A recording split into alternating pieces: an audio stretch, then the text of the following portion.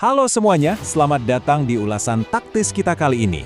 Hari ini kita bakal langsung bedah tuntas sebuah pertandingan yang, jujur aja, bikin banyak orang geleng-geleng kepala di grup L Piala Dunia 2026. Gimana nggak, skuad Inggris yang bertabur bintang malah ditahan imbang tanpa gol sama Ghana. Sebagai analis, saya harus bilang kalau ini adalah sebuah kebuntuan taktis yang luar biasa. Thomas Tuchel jelas punya banyak banget pekerjaan rumah setelah laga ini. Coba lihat skor akhirnya. 0-0, kelihatannya sederhana ya, tapi percayalah di balik angka ini tersimpan rasa frustrasi yang luar biasa buat skuad Three Lions. Nggak ada satupun, beneran nggak ada yang nyangka Inggris bakal gagal cetak gol di Boston Stadium hari ini. Dan yang paling fatal, hasil imbang ini menunda kepastian mereka buat melangkah ke babak gugur. Nah, yang bikin hasil ini makin mengejutkan adalah kontras dari kedua tim. Di satu sisi, kalian punya Inggris yang lagi panas-panasnya habis menang telak 6 gol lawan Kroasia. Ekspektasi buat lini serang mereka itu lagi tinggi-tingginya. Di sisi lain, mereka ngadepin Ghana, tim peringkat 65 dunia.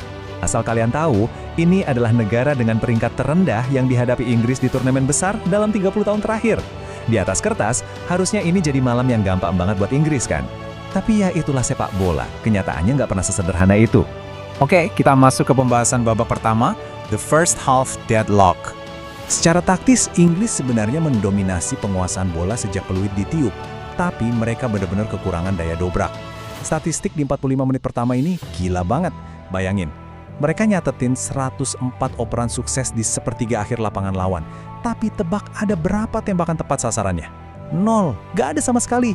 Ini bukan cuma kebetulan ya, ini adalah rekor Piala Dunia sejak pendataan dimulai tahun 1966. Jadi mereka ini cuma muter-muterin bola di area pertahanan Ghana, ngalirin ratusan operan, tapi gagal ngasih ancaman nyata ke kiper Benjamin Azare.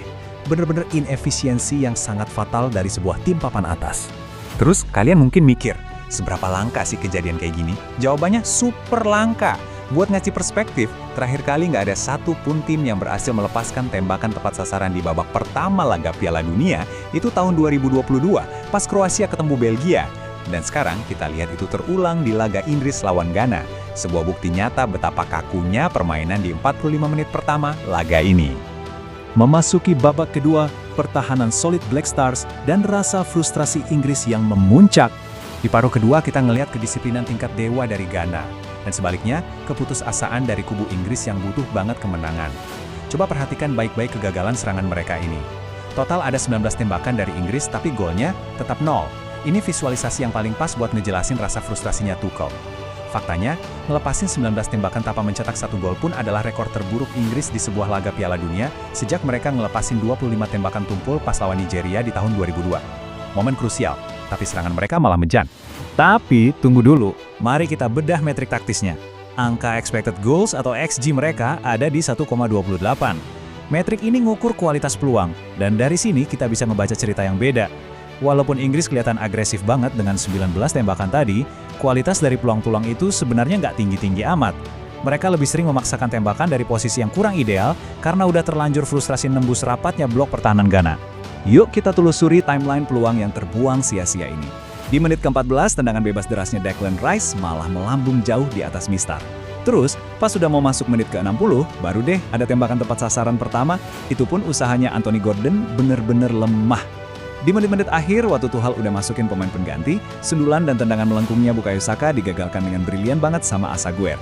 Dan puncaknya, yang bikin fans tahan napas, Harry Kane secara mengejutkan gagal nyetak gol dari jarak 6 yard setelah bola pantulan membentur tiang. Serangkaian momen yang pasti bikin nyesek. Tentunya, kita nggak adil kalau cuma ngomongin tumpulnya Inggris tanpa ngasih pujian setinggi langit buat para pahlawan pertahanan Ghana. Thomas Partey sukses matiin pergerakan Jude Bellingham. Jonas Ajete berhasil membelokkan tembakan berbahayanya Kane. Dan pastinya, rentetan penyelamatan krusial dari Benjamin Azare. Di sisi lain, kedisiplinan taktis Ghana juga kerasa lewat ancaman serangan balik mereka yang ngeri-ngeri sedap. Bahkan, sampai butuh intervensi telat dari Ezri Konsa di menit krusial buat mencegah Prince Adu muji gawang Jordan Pickford. Ghana benar-benar mengeksekusi rencana taktis mereka dengan super sempurna. Jadi begini, dengan lini serang yang super tumpul dan rasa frustrasi yang ngerembet ke seluruh lapangan, menurut kalian, siapa sih yang sebenarnya jadi bintang paling terang buat Inggris di laga ini? Siapa yang bisa tampil menonjol di tengah kebuntuan tadi? Jawabannya adalah Marc Guehi, sang maestro bertahan. Iya, kalian nggak salah dengar. Marc Guehi yang masuk buat gantiin John Stones di lini belakang, Justru keluar sebagai penampil terbaik dan titik terang paling mutlak dari taktik skuad Inggris hari ini. Coba cek rekor bersejarah yang dia buat. Guehi nyelesain 126 operan.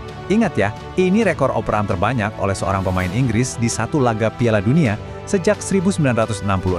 Gila kan? Selain distribusi bola dari belakang yang ciamik, ketenangannya pas bawa bola bikin dia berhasil menangin 7 pelanggaran. Dan ini juga rekor terbanyak yang disamai oleh seorang bek sejak 1966. Oh, dan dia juga nyaris nyetak gol lewat sundulan di menit-menit akhir kalau bolanya nggak keburu disapu di garis gawang. Bener-bener performa individu yang luar biasa dominan. Sekarang mari kita melangkah mundur dan lihat gambaran yang lebih besar. Grup L, apa selanjutnya? Skenario kelolosan sekarang berubah drastis dan jadi lumayan tricky setelah hasil imbang di luar nalar ini.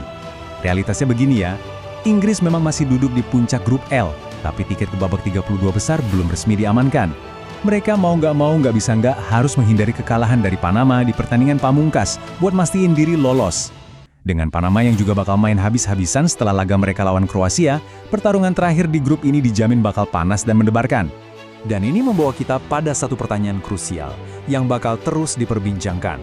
Menjelang laga hidup dan mati ngelawan Panama, bisakah Thomas Tuchel nemuin ramuan taktis yang pas buat memperbaiki lini serangnya yang tumpul ini sebelum semuanya benar-benar terlambat? Bakal menarik banget buat ngeliat respon mereka di laga berikutnya. Oke, terima kasih banyak sudah menyimak ulasan mendalam kita kali ini. Jangan pernah berhenti mengamati taktik dan sampai jumpa di bedah sepak bola berikutnya.